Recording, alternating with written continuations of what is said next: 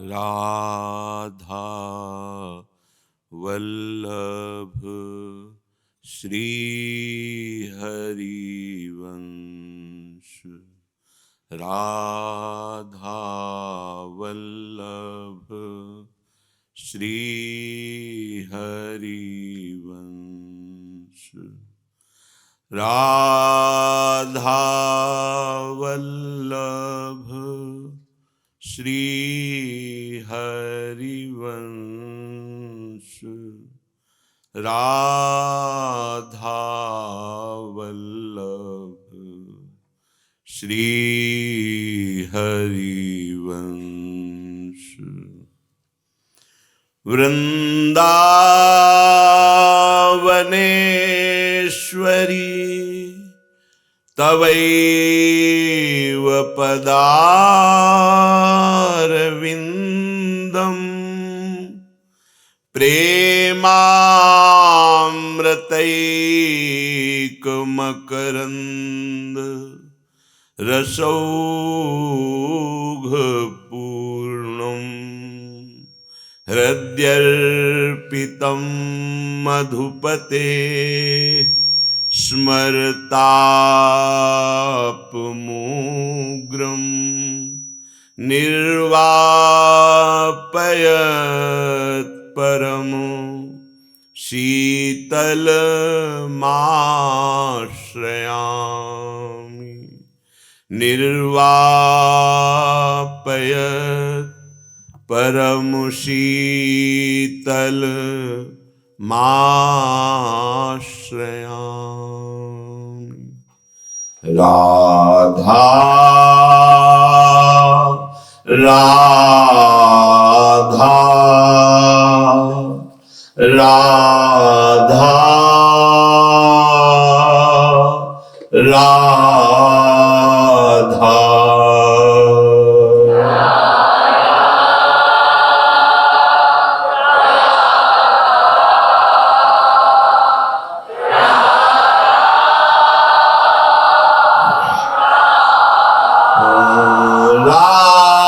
राधा राधा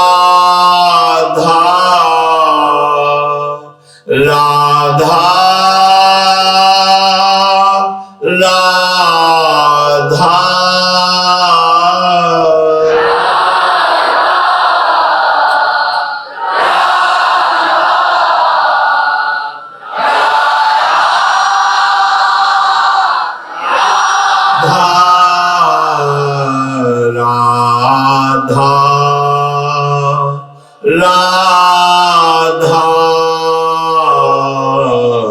राधा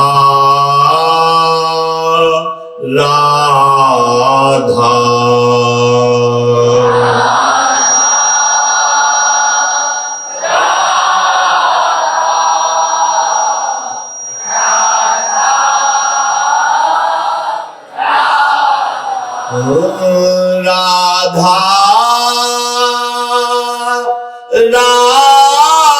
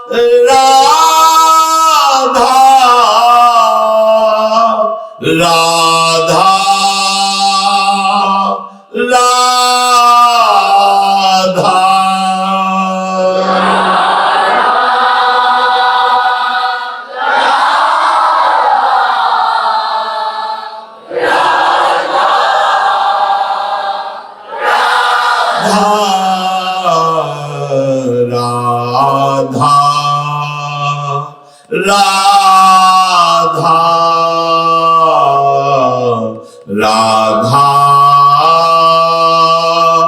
राधा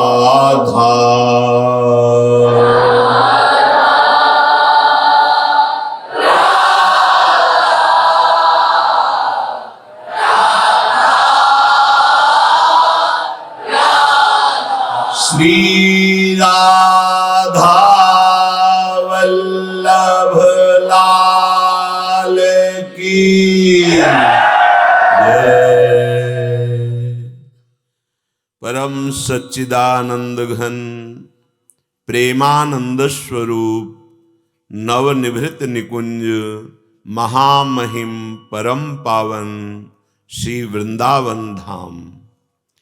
श्री वृंदावन धाम के लाडिले युगल चंद प्राणाराध्य श्री श्यामा श्यामजू समस्त हित परिकर निज परिकर। उपासक का राग ही अनुराग को प्रकाशित करता है, पर जब वो राग शरीर संबंधियों से, शरीर संबंधी भोगों से हटाकर प्रभु के चरणों में लगाया जाता है। प्रेम कोई नवीन उपज नहीं है, हमारे हृदय में प्रेम है, उस प्रेम को हमने मलिन जगह लगा दिया। परिवर्तनशील नाशवान इस शरीर में, शरीर संबंधियों में, भोगों में, यही स्थान है जहां से हमें अपने प्रेम को जो दूषित हो गया है, जिसे राग कहा गया, काम कहा गया, आसक्ति कहा गया, मोह कहा गया, ममता कहा गया, ये वो प्रेम ही है। पर वो प्रेम मलिन जगह लगने के कारण ऐसे नामों से कहा गया।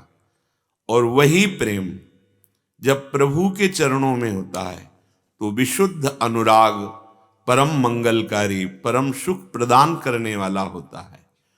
दुखालय संसार के किसी भी व्यक्ति, वस्तु, स्थान में जो हमारा राग है उसको समेटकर प्रभु के चरणों में लगाने से वही अनुराग हो जाता है, कोई नई वस्तु नहीं है। शुद्ध ज्ञान प्रकट होने पर जो मैं तत्व है उसी का बोध हो जाता है, कोई नई वस्तु नहीं। वो कभी बंधा नहीं था, कोई उससे बांध नहीं सकता, यही बोध होता है। अभी भ्रम है शरीर को लेकर, सूक्ष्म शरीर को लेकर, कारण शरीर को लेकर हम अपने मैं को बंधा हुआ देख रहे हैं। हम अपने प्रेम को फैला दिए हैं, उसी को समेटना है। साधना उसी को समेटना कहते हैं, भक्ति उसी को कहते हैं, योग उसी को कहते हैं, जो अपनी चित्त वृत्ति को, चित्त को ही नहीं, एक एक वृत्ति को समेटकर आराध्य देव में समर्पित कर दे। श्रीपाद प्रबोधानंद जी महाराज बहुत ही समझने योग्य बात कह रहे हैं कि आप अपने शरीर को जो इतना आसक्त हो करके मैं मानकर प्यार कर रहे हैं, ये तुम्हारी दुर्गति का कारण है। और इसी शरीर से अपनापन होने के कारण दूसरे शरीर आपको प्यारे लगते हैं, पत्नी, पुत्र, परिवार आदि। इससे राग हटा कि बहुत बड़ी साधना हो जाएगी। प्रायः हम बाहरी क्रियाओं को साधना समझते हैं, पर शरीर राग, शरीर संबंधी भोगों का राग, शरीर संबंधियों का राग, इसको समेटना है, प्रभु के चरणों में समर्पित करना है, ये बात नहीं समझ में आती। भौतिक पदार्थ प्रभु को समर्पित करने की तो भावना बन सकती है, लेकिन प्रभु जिससे प्रसन्न होते हैं, भगवदाकार वृत्ति, भगवत प्रेम, ये प्राप्त करने के लिए केवल ये राग समेटना है। और ये कोई बिरला करता है नहीं, उसी राग को हम पुष्ट करते रहते हैं। क्रियाएं भले हम दान पुण्य या ऐसा माने कि भक्ति की कर रहे हैं, पर राग ज्यों का त्यों फैलाए रहते हैं। ये सूक्ष्म विषय है, ध्यान पूर्वक समझिए। कई बार कहा है, प्रभु को भौतिक पदार्थों से प्रसन्न नहीं किया जा सकता, प्रभु को प्राकृतिक क्रियाओं से प्राप्त नहीं किया जा सकता, प्रभु को तप आदि के द्वारा खरीदा नहीं जा सकता। एकमात्र प्रेम के द्वारा प्रभु को प्राप्त किया जाता है। और वो प्रेम शरीर में, शरीर संबंधी भोगों में, शरीर संबंधियों में इतना गाढ़ हो गया है कि प्रभु पराये लगने लगे और शरीर संबंधी ये अपने लगने लगे। इसी माया भ्रम को हटाने के लिए शास्त्र, संत, महात्मा जो अनुभूत वचन कह रहे हैं वो हमारे लिए औषधि है। यदि हम ये मान गए तो सब हो जाएगा, पर ये मानना बहुत कठिन हो रहा है। आप देख लीजिए, हाँ, भगवान की भक्ति का हम ये भाव समझते हैं कि हम अच्छे अच्छे भोग लगा दिए, कुछ पदार्थ, पोशाक आदि, ये तो ठीक है, बाहरी क्रिया है, पर भगवान की मांग क्या है? वो कह रहे हैं अनन्य मेरा चिंतन करो, अनन्य मेरे बन जाओ, सबकी ममता ताग बटोरी, मम पद मन ही बांध बर डोरी। ये कब करोगे? किस जन्म में करोगे? भगवान की प्रसन्नता इसी में है कि सबकी ममता ताग बटोरी, मम पद मन ही बांध बर डोरी। इस पर कभी ध्यान देते हैं? सबकी में ये शरीर भी है। सबकी जब बात आती है तो हम अपने को अलग करके बाहर देखने लगते हैं। नहीं, मूल पर दृष्टि डालिए। हमारी ममता का केंद्र ये शरीर है, स्थूल सूक्ष्म कारण। इसी से सब बंधन युक्त हो गए। ना बंधा होने पर भी हम बंधन युक्त हो गए। इससे ममता हटा दो, सबकी ममता हट जाएगी। इसी से ममता का विस्तार हुआ है। इसी से हमारे हृदय में समता नहीं आ रही। इसी से हमारे हृदय में शुद्ध ज्ञान नहीं प्रकट हो रहा।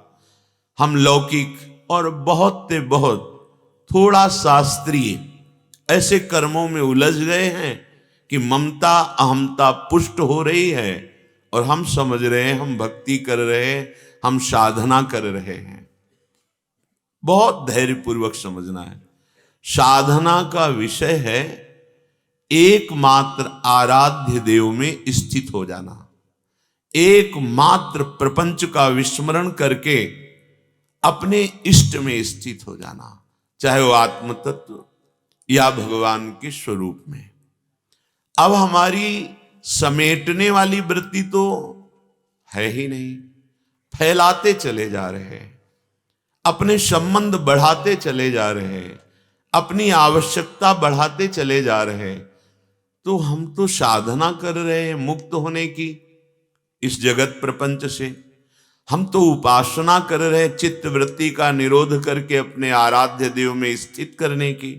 तो हमसे त्रुटि हो रही है। उसी को इस श्लोक में श्रीपाद प्रबोधानंद जी समझा रहे हैं। कह रहे कांत त्वंग मात्र संच्छादित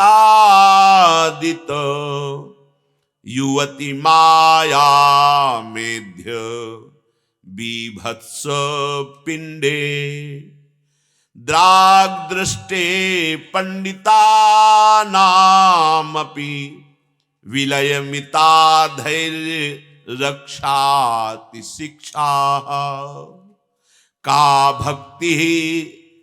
बहुत सुंदर बात कह रहे हैं।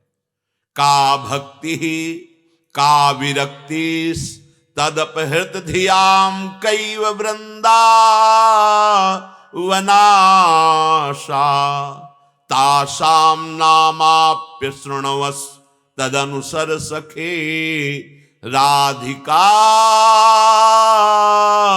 कुंजवाटी। हे मित्र, इसलिए मित्र शब्द का उच्चारण किया।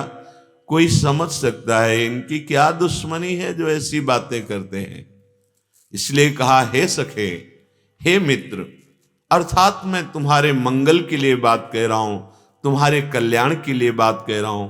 का भक्ति का विरक्ति, तुम्हारी क्या भक्ति है, तुम्हारा क्या वैराग्य है?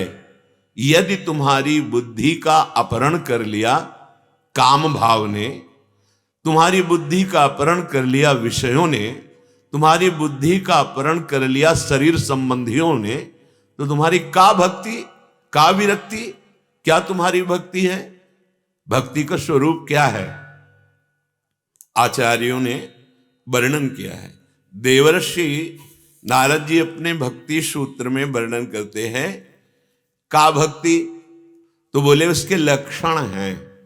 अलग अलग महापुरुषों ने भक्ति के स्वरूप का वर्णन किया है।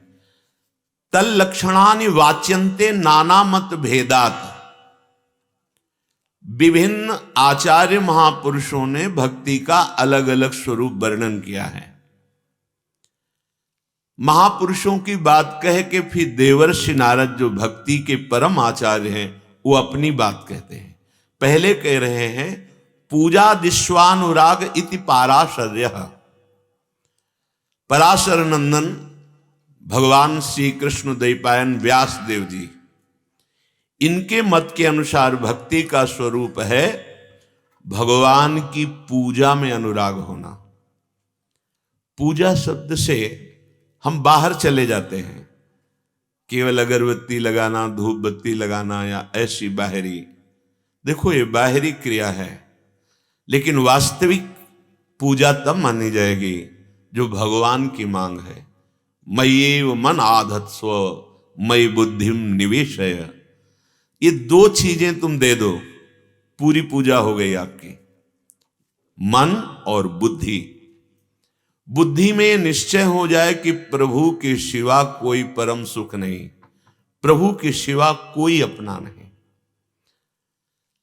बुद्धि में ये भूल बैठ गई है कि ये रिश्ते नाते संबंधी मेरे और सुख है तो भोगों में। अब करो पूजा तो आप 500 रुपए के पदार्थों की पूजा करोगे, आपको 50,000 रुपए या 5 लाख दे देंगे। वो मायापति हैं, लक्ष्मीपति हैं। लेकिन ये पूजा भक्ति का जो फल है भगवान में अनुराग नहीं पैदा कर पाएगी। यहां पूजा का तात्पर्य है अत्यंत अनुराग हो जाना प्रभु में, अपनापन हो जाना। फिर तो एक चुल्लू जल भी भगवान के लिए काफी हो जाता है, एक तुलसी का पत्ता भी काफी हो जाता है, एक पुष्प भी उनकी संतुष्टि के लिए हो जाता है। अपनापन करके अपने मन और बुद्धि को भगवान में मन मना भव, भगवान के मेरे मन वाला हो।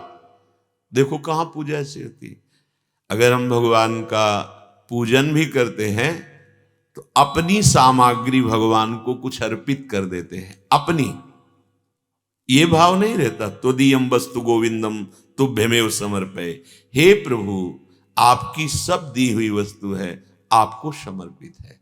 ये जो वस्तुएं समर्पित करना है इसमें अहमता ममता का त्याग है, और इस अहमता ममता के त्याग का आंतरिक स्वरूप है हमारा मन और बुद्धि प्रभु में लगे। नहीं, सच्ची मानिए, इन पार्थिव वस्तुओं से हमारे प्रभु प्रसन्न होने वाले नहीं। तो पूजा का सीधा अर्थ होता है प्रभु से अपनापन करके मन बुद्धि का प्रभु में लगा देना। मन तुम्हारा संसार में लगा हुआ है, बुद्धि सांसारिक संबंधों भोगों में लगी हुई है, तो ये बाहरी सामग्री जो अर्पित किए ये पुण्य जैसा होगा, लेकिन भगवत प्रसन्नता का हेतु नहीं होगा। अगर बाहरी सामग्री से भगवान मिलने वाले होते तो ये धनी मानी लोगों के यहाँ ही भगवान बैठे रहते कि अच्छे अच्छे पदार्थ पवाएंगे। नहीं नहीं, भगवान के पावन चरित्र में पाया गया कि भगवान पदार्थों का भोग नहीं पाए, पवाने वाले के भाव का पान किया। वो चाहे बेर हो या तंदुल हो या केले के छिलके हो। भला कोई साधारण भी आदमी ये पसंद नहीं करेगा कि केले का गूदा फेंक दिया जाए छिलका, और भगवान रोमांचित हो रहे हैं पाने में। उसमें क्या है? भाव। अगर आपका अपनापन प्रभु से नहीं है तो दी हुई वस्तुएं कई गुना बढ़कर मिलेंगी, लेकिन वो वास्तविक पूजा नहीं होगी। श्रद्धापूर्वक अपनापन करके प्रभु से जो भी प्रभु के श्री विग्रह में सेवा अर्पित की जाती है, अपनापन सबसे पहली बात है पूजा के लिए। मेरे लाडले, मेरे प्रभु, प्रभु के सिवा और कोई मेरा नहीं, ये पूजा कुछ भी हो वो महान पूजा मानी जाएगी। बड़े बड़े महापुरुष इसी अपनेपन से प्रभु को प्राप्त किया है। तो भगवान श्री कृष्ण द्वैपायन व्यासदेव जी के अनुसार भगवान की पूजा में रत होना ये भक्ति है। ये परम पद प्रदान कर देगा। अपनापन, जो कुछ अपने पास है अपनापन करके प्रभु से, और उन वस्तुओं को प्रभु की दी हुई मानकर। यहां उल्टा होता है, अपनापन वस्तुओं से होता है, अपनापन व्यक्तियों से होता है, अपनापन शरीर से होता है। प्रभु पराये जैसे है लगते हैं, और फिर जो अर्पित किया जाता है वो सुकृत होता है। कई गुना बढ़कर वो वस्तु पदार्थ मिलेगा, पर प्रभु नहीं मिलेंगे। पूजा का मतलब सीधे समझो, पहले अपने प्रभु, फिर जो हमारे पास वस्तु वो प्रभु की दी हुई है, उनको समर्पित कर रहे हैं, उनकी दी हुई वस्तु। ये हमें सौभाग्य दे रहे हैं कि हमें सेवा पूजा का अवसर मिल रहा है। ये आपको परम पद प्रदान कर देगी पूजा। श्री कृष्ण द्वैपायन भगवान व्यासदेव जी, पूजा में रति होनी चाहिए। महाराज विदेह नगर के राजा बहुलाश्व जी प्रातःकालीन वेला से ठाकुर सेवा में लग जाते और 2 बजे तक दोपहर की सेवा करते। एक दिन देवर्षि नारद जी आए और कहा, आप जिनके श्री विग्रह की सेवा करते हैं द्वारिका में साक्षात विराजमान है, दर्शन किए? तो उन्होंने कहा, हमारे पास समय नहीं है, इसके बाद हमें राज सेवा करनी होती है, पर प्रातः से 2 बजे तक दिन तक केवल हमारी ठाकुर सेवा होती है। तो उन्होंने कहा, जिनकी सेवा कर रहे, एक बार तो आप द्वारिकापुरी जाओ और दर्शन करो। कहा, जैसी आपकी आज्ञा। प्रातः काल हुआ, सारथी से कहा, रथ सजा कर तैयार करो, हम पूजा करके फिर चलेंगे भगवान के दर्शन करने द्वारिकापुरी। ऐसा ही हुआ, रथ सजा दिया। अब जब पूजा में लगे तो अनुराग पूर्वक पूजा करते हुए ठीक 2 बजे कहा, आज तो अब समय नहीं है। दूसरे दिन फिर ऐसे रोज रथ तैयार होता, लेकिन पूजा अनुराग में इतने मगन हो जाते कि उससे छोटी कर ही नहीं पाए। ठीक 2 बजे संपन्न होती, फिर राजकाज। तो जानते हो क्या हुआ इस पूजा का परिणाम? स्वयं द्वारिकाधीश श्री सुखदेव आदि बड़े बड़े परमहंसों को साथ लेकर जनकपुरी आए और महाराज बहुलाश्व को दर्शन दिए। ये इतना हमें प्रभु से अपनापन हो जाए, उनकी सेवा में इतना अनुराग हो जाए कि हमें और कुछ सुहाई न दे, बस भगवत प्राप्ति हो जाएगी। ये भगवान व्यासदेव जी का निर्णय। कथा दिश्वति गर्गः, श्री गर्गाचार्य जी के मत में भगवान की कथा में अनुराग हो जाना भक्ति है।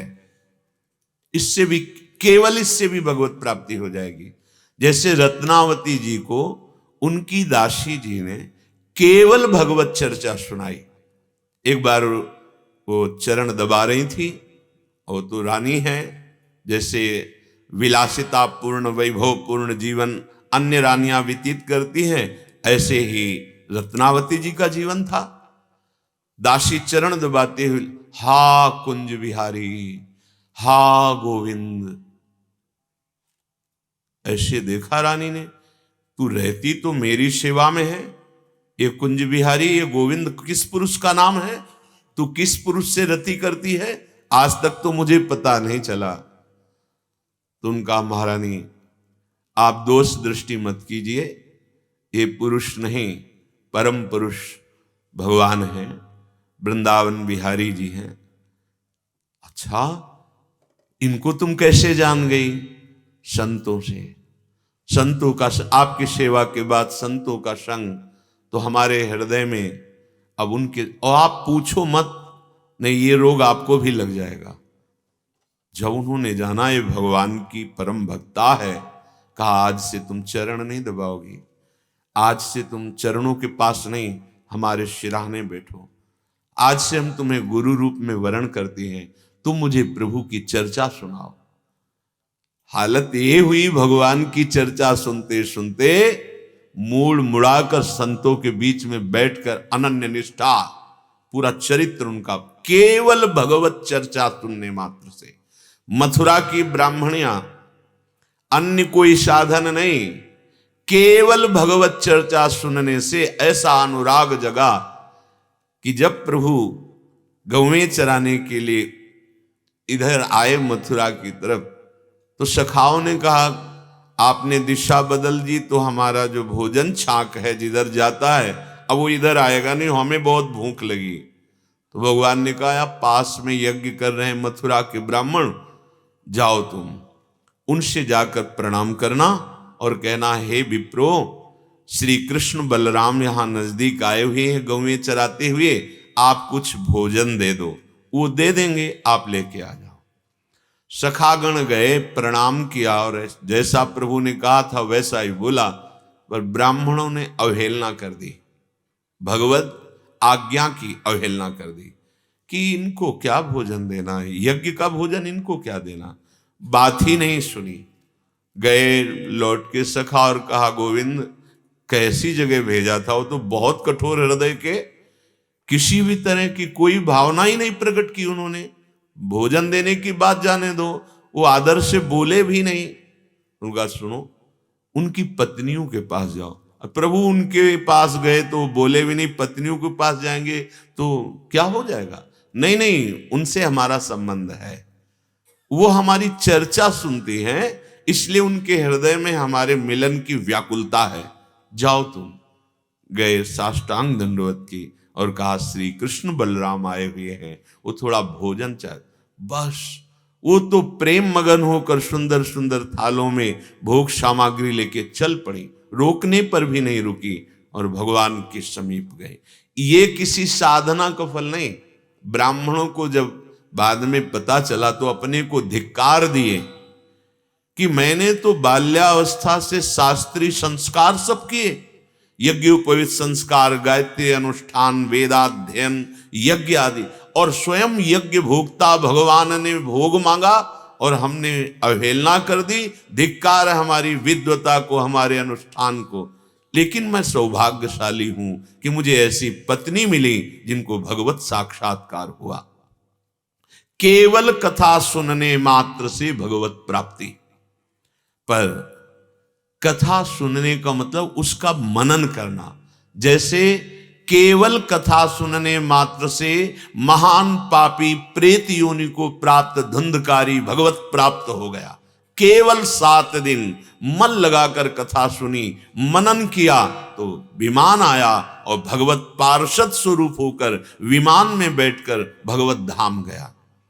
श्री गर्गाचार्य जी के मत में भगवान की दिव्य लीला, महिमा, उनके गुण और नाम कीर्तन श्रवण में मन लगा देना निसंदेह भक्ति का लक्षण। इसमें श्रवण प्रधान है, नाम संकीर्तन श्रवण, भगवत लीला श्रवण, भगवत महिमा श्रवण, भगवत गुण श्रवण। इदम ही पुंसस तपसा श्रुतस्य वा स्विष्टस्य सूक्तस्य च बुद्धिदत्तयोः अवच्युतोऽर्थः कविभिर निरूपितो यदुत्तम श्लोक गुणानुवर्णनम। यही विद्वता है, यही बुद्धिमत्ता है कि भगवान की लीला कथा सुनने में प्रीति हो जाए, ऐसा लगे कि आज तो हमारे अहोभाग्य भगवत चर्चा सुनने को मिली। 88,000 ऋषियों के मुखिया श्री शौनक जी महाराज जब सूत जी भगवान की कथा सुनाते हैं तो वो प्रार्थना करते हैं कि हम सब ऋषियों को यज्ञ करते करते जटाएं धुएं से धूमिल हो गई, कभी वो सुख नहीं मिला जो आपके श्रीमुख से भगवत चर्चा सुनने में मिल रहा है। शौनक जी ने प्रार्थना की थी, आप सुनाइए भगवान की लीला। आज तक जो मैंने यज्ञ की बड़ी बड़ी भगवान की, उनमें वो सुख नहीं मिला जो आज भगवत चर्चा श्रवण में मिल रहा है। विद्वानों ने यही निरूपित किया कि विद्वता का, साधना का यही फल है कि भगवान की चर्चा सुनने में प्रीति हो जाए। भगवान की चर्चा, बावरों सो रस में फिरे खोजत नेह की बात। वो बावरा बना घूमता है, कहीं सत्संग मिल जाए, कहीं भगवत चर्चा मिल जाए। तपस्या, वेदाध्ययन, यज्ञ, मंत्र, ज्ञान, दान, सबका फल यही है कि भगवान के चरणों में हमारी रति हो, उनकी लीला कथा सुनने में हमारी अत्यंत प्रीति हो। मोह का नाश करने में बहुत समर्थ है भगवत चर्चा, सत्संग। अगर हम भगवत चर्चा सत्संग नहीं सुनते, साधन में लगे हुए, तो कई ऐसे सूक्ष्म दोष होते हैं जो भगवत प्राप्ति नहीं होने देते। सबसे बड़ा दोष होता है अहम। जब हम कोई साधना करते हैं तो धीरे धीरे पुष्ट होता रहता है, वो उपासक समझ नहीं पाता है। पर जो सत्संग में जाता है, जिसको सत्संग प्राप्त होता है, तो सत्संग में अपने आप गलित हो जाता है, क्योंकि उस सत्संग का प्रभाव है अहम का नाश कर देना। तिनकी संगति रहत जाति कुल मद सब नंसय। इसीलिए भगवत प्राप्त महात्मा व्यक्त अव्यक्त, जो व्यक्त भी हैं जो अव्यक्त हैं, वो भी सत्संग में आते हैं। महात्मा की तो आसक्ति वृत्ति ही होती है, लेकिन परमात्मा भी आते हैं। मद भक्ता यत्र गायंती तत्र तिष्ठामि नारद। जहां मेरे भक्त मेरे लीला गुण का गायन करते हैं, वहां मैं विराजमान होता हूं। वाणी जी, जहां श्याम श्यामा का यश गाया जाता है, श्याम श्यामा वहीं विराजमान। नाम वाणी जहां श्याम श्यामा तहां, नाम वाणी सुनत श्याम श्यामा सुबस। भगवत लीला कथा में अनुराग हो जाना सीधे भगवत प्राप्ति का रास्ता है। भव सागर चह पार जो पावा, राम कथा ता कह दृढ़ नावा। दृढ़ नौका है भगवान की चर्चा, सुनते रहो। जितना भगवत चर्चा सुनोगे, ये समस्त संशयों का नाश करके मोह को मिटाकर प्रभु के चरणारविंद में अनुराग प्रकट कर देती है। गर्गाचार्य जी ने भगवत कथा सीधे भगवत प्राप्ति का उपाय बताया कि भक्ति का स्वरूप है भगवत कथा में अनुराग हो जाना। आत्मरत्य विरोधे नेति सांडिल्य। महाराज सांडिल्य ऋषि का मत है कि आत्मरति में जो सहयोग देने वाले साधन हैं, उनको करने से भक्ति की पूर्ति होती है। आत्मरति अविरोधी, अर्थात जिससे आत्मरति हो जाए, अपने स्वरूप में बोध स्थिति हो जाए, भक्ति का यही स्वरूप। अलग अलग ऋषियों का अनुभव वर्णन कर रहे हैं देवर्षि नारद। अविच्छिन्न निर्विकार परम आनंद स्वरूप हमारी आत्मा है।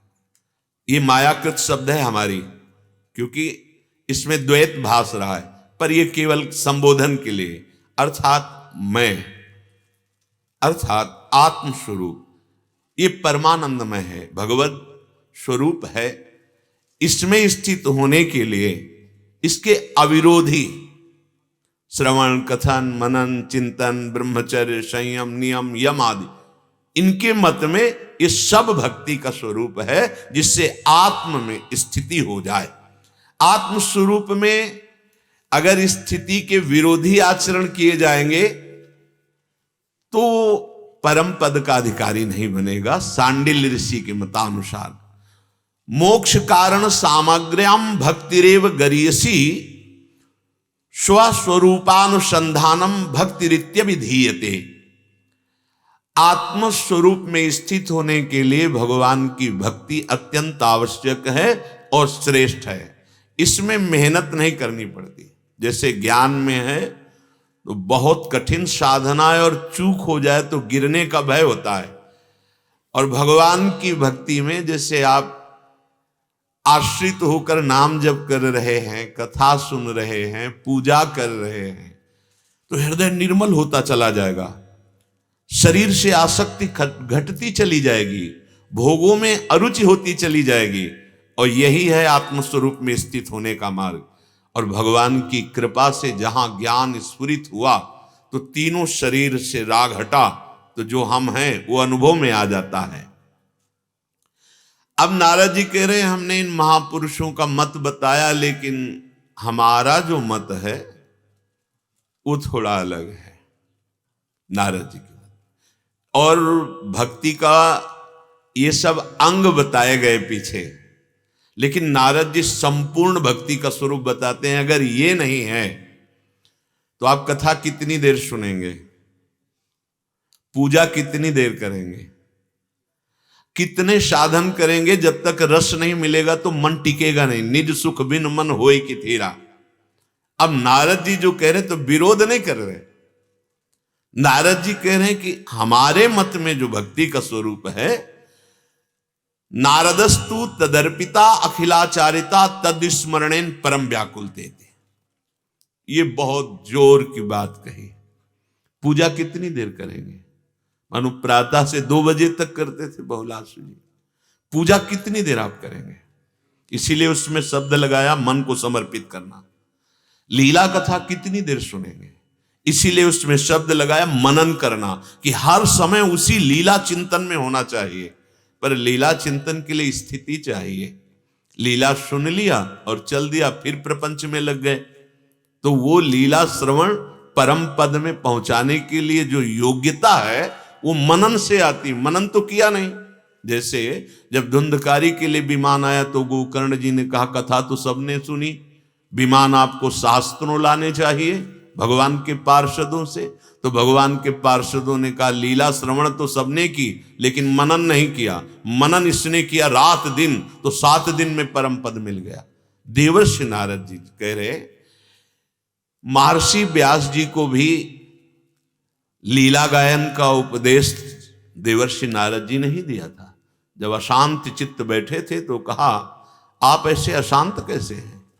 वेदों का विभाग किया, श्री इतिहास का महास्वरूप महाभारत की रचना की, आप जैसे महापुरुष अशांत चित्त, इसका मतलब आप स्वसुख वांछा से तो अशांत हो नहीं सकते। आपके अंदर कोई जगत मंगल का प्रश्न है, तभी आप अशांत हैं।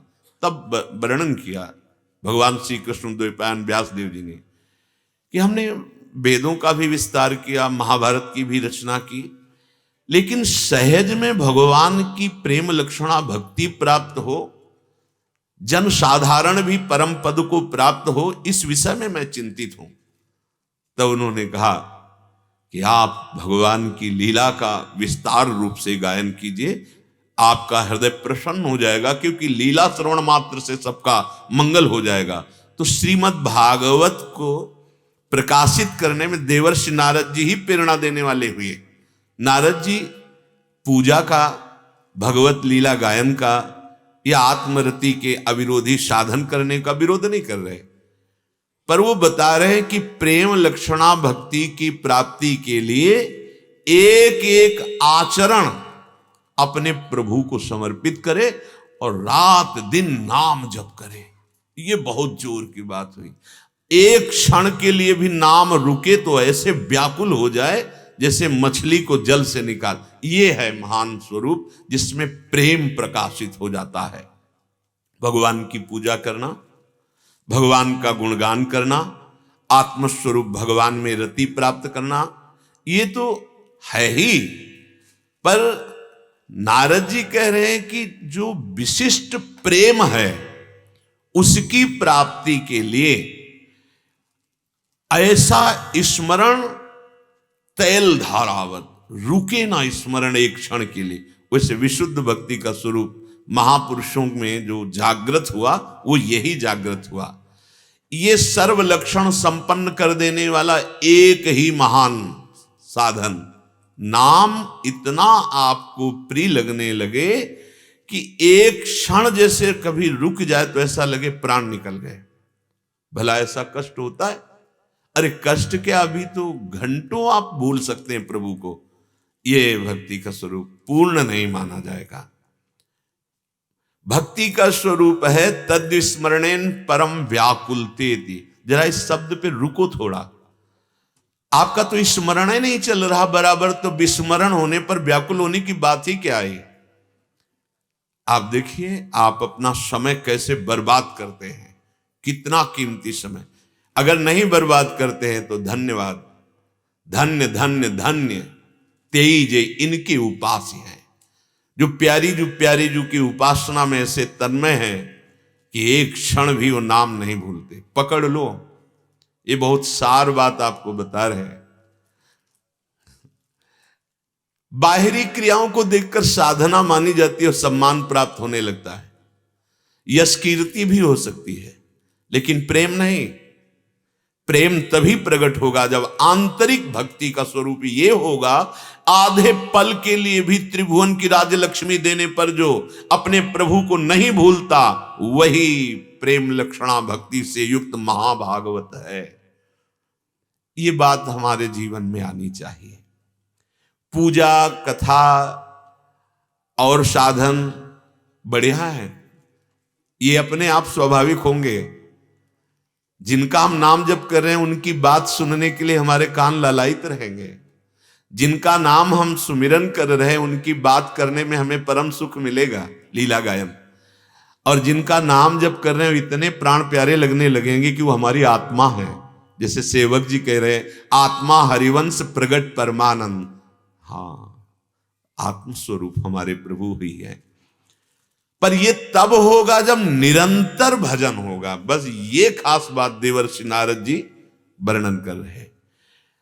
अगर निरंतर भजन नहीं हो रहा तो भगवत प्रेम को नहीं प्राप्त होगा। निरंतर भजन, भगवान इसीलिए कह रहे तपस्वी को योगी ज्ञानिभ्योपि मतोधिकः कर्मिभ्यश्चाधिको योगी तस्माद्योगी भवार्जुन। बड़ी बड़ी तपस्याओं से भी अधिक वो योगी माना जाएगा जिसका निरंतर भजन चलता है। ज्ञानियों से भी श्रेष्ठ योगी वो माना जाएगा जिसका निरंतर भजन चलता है। कर्म योगी से भी श्रेष्ठ वो माना जाएगा जिसका निरंतर भजन चलता है। इसलिए हे अर्जुन, तुम ऐसे भजन करने वाले योगी बनो, निरंतर मेरा स्मरण। तपस्वी, शास्त्र ज्ञानी और कर्मकांडी, इन सब से श्रेष्ठ योगी वही है जिसका निरंतर भजन चलता है। बुद्धि चूर चूर हो जाती है, सच्ची बात। ना काहू सो बोलिबो ना कोई व्यवहार, बस अपनी कुंवरी किशोरी को जियत निहार निहार। जितना गाढ़ भजन होने लगता है तो बुद्धि की सब वृत्तियां ज्ञान विज्ञान की ठप हो जाती है, सोच खत्म होने लगती है। वो भगवान की केवल कृपा शक्ति से व्यवहार होता है, क्षमता नहीं रह जाती इस प्राकृतिक बुद्धि में, प्राकृतिक मन में, कि वो तनिक भी स्फुरण कर पावे। जहां सच्चिदानंद का भार पड़ा नाम का इनके ऊपर, तो ये कौन रस बार हो जहां बोली बोई भारी। सब ज्ञान विज्ञान, ये जब प्रेम आता है ना तो इसमें फिर सब शांत हो जाता है, सब। इसीलिए बड़े बड़े जो महापुरुष हैं वो जब इस दशा को प्राप्त होते हैं तो हटना चाहते हैं बड़ी बड़ी सेवाओं से भी, पर भगवान उनको इस स्थिति में रख करके, जैसे भाई जी श्री हनुमान प्रसाद पोद्दार जी महाराज, जिनकी लेखनी से लाखों मनुष्यों का कल्याण हुआ और होता रहेगा। जब नाम रस में डूबे और ऐसी स्थिति आ गई कि उन्होंने लिखा पूज्य श्री जयदयाल जी को कि अब हमारे अंदर सामर्थ्य नहीं रह गई, क्योंकि अब हमारी बुद्धि संपादन में ही नहीं लग रही। अब हमें आज्ञा दीजिए, अब हम एकांत सेवन करेंगे, गंगा के किनारे कहीं फूस की झोपड़ी बनाकर भिक्षान्न पाएंगे, एकांत से। उनका नहीं नहीं नहीं, आपको प्रभु ने इसलिए ये नहीं दिया कि आप इसका एकांत में रसास्वादन करें, नहीं, आप इसको समाज को दें। आप जो संपादन कार्य कर रहे हैं आप उसी को करते रहें। अर्जुन जी कह रहे हैं कि अब मैं समझ गया, संन्यास लूंगा और एकांत भिक्षान्न मांगकर सेवन करूंगा, अब ये घोर कर्म मैं नहीं करूंगा युद्ध का। भगवान कह रहे नहीं नहीं नहीं, तुम्हें मेरा स्मरण करते हुए तुम्हें ये कर्तव्य कर्म करना पड़ेगा। कर्तव्य कर्म में ये नहीं देखा जाता कि सौम्य कर्म है, शांत कर्म है या घोर कर्म है। सच्ची कहते हैं, वो भगवान सामर्थ्य देकर कराते हैं, नहीं तो बुद्धि जैसे लड़खड़ा जाती, दुबली गाय जैसे दलदल में फंस जाए, उसकी कितनी सामर्थ्य। बार बार उसको चेतना में ला करके बार बार, न बोलने की सामर्थ्य न बुद्धि कार्य करती है, वो भगवत शक्ति कार्य करती है। करतुम अकर्तुम अन्यथा करतुम, वो सर्वसमर्थ बैठ जाते हैं, वो क्या क्या बुलवाते रहते हैं, ये उनका कार्य है। नहीं तो बुद्धि की सामर्थ्य नहीं रह जाती। जिस समय वो रस में, नाम में, जहां वो, तो फिर उसकी सामर्थ्य नहीं। पर यही करतुम अकर्तुम अन्यथा करतुम प्रभु की महिमा है कि ऐसी बुद्धि से भी व्यवहार सम्यक रूप से वो करवाते हैं। तो तपस्वियों से भी श्रेष्ठ निरंतर जिनका भजन चलता है, ध्यान रखना। शास्त्र ज्ञानियों से भी श्रेष्ठ जिनका निरंतर भजन चलता है। कर्म कांडियों से भी श्रेष्ठ जिनका निरंतर भजन चलता है। तो निरंतर भजन चलने वाले में क्या विकार नहीं हो सकता? हो सकता है, स्फुरण हो सकता है, विकार का स्फुरण हो सकता है। तभी बहुत सूक्ष्मता से ध्रुवदास जी वर्णन कर रहे हैं। यद्यपि भक्त अनन्य जो विषय इंद्रियन बस होए, कर्मठ कोटि जितेंद्रियन तेहि समलहन। कह रहे कि यद्यपि अभी विषय स्फुरणाएं हैं, इंद्रियां उसकी विषयों में जाने की स्थिति में है, पर उसने नियम ले लिया श्यामा श्याम का अनन्य होकर निरंतर भजन करने का। अब नहीं टिकेगा उसके अंदर कोई भी दोष। वो विषय में जाते हुए इंद्रियां अनन्य भाव इष्ट के प्रति निरंतर भजन करने की ठान ली है, तो कर्म कांडियों से, अन्य साधन करने वालों से, जितेंद्रियों से वो करोड़ों गुना आगे है। जरा इस बात को, वही यहां कि जो तपस्वीभ्यो अधिको योगी, तपस्वी से भी अधिक है। ज्ञानीभ्यो मतोधिका, ज्ञानियों से भी अधिक है मेरे मत में, भगवान कह रहे। तो सबसे बड़ा भगवान का मत है। कर्मिभ्यश्चाधिको योगी तस्माद् योगी भवा अर्जुन, कर्म कांडियों से भी। और यहां कह रहे हैं यद्यपि भक्त अनन्य जो विषय इंद्रियन बस होए, कर्मठ कोटि जितेंद्रियन ते समलहन। ये बड़े रहस्य की बात है। एक जितेंद्री हो चुका है, बहुत कर्म कांड में प्रवीण है, तपस्वी भी है, लेकिन निरंतर भजन की वृत्ति नहीं है। और एक है कि अभी विषय स्फुरणा हो रही है, इंद्रियों का खिंचाव भोगों की तरफ हो रहा है, लेकिन उसने ठान लिया है कि मैं श्यामा श्याम का अनन्य हूं और निरंतर भजन करूंगा। वो निरंतर भजन की तरफ चल रहा है। तो बोले करोड़ों तपस्वी, करोड़ों जितेंद्री। ये ऐसे नहीं लिख रहे महापुरुष हैं जिनके सामने प्रिया प्रीतम की दिव्य लीला चल रही, ध्रुवदास जी। वो कर्मठ कोटि, कोटि माने करोड़ों, करोड़ों कर्मकांडी, करोड़ों जितेंद्री उसकी समानता नहीं कर सकते। है कोई रहस्य, अनन्य होकर निरंतर भजन ठान लिया है, और जब होने लगेगा तो विषय स्फुरणा ही नहीं रह जाएगी, क्योंकि समय ही नहीं है। जब अंतराय नहीं तो स्फुरणा कहां से? भगवान यहां कह रहे तपस्वीभ्यो अधिको योगी, तपस्वी से भी अधिक योगी है। कौन सा योगी? जिसने निरंतर भजन ठान लिया है। ज्ञानीभ्योपि मतोधिकः, ज्ञानियों से भी अधिक है। तो अब अपने को चाहिए कि नारद जी के मत में स्थित हो जाना, हमारी चिंतन वृत्ति केवल नाम में लग जाए। ये सब शास्त्रों से सम्मत बात है। नाम में मन नहीं लगता और सब साधनों की तरफ जाता है। योगिनाम अपि सर्वेषाम मद्गतेनांतरात्मना श्रद्धावान भजते यो माम सामे युक्त तमो मता।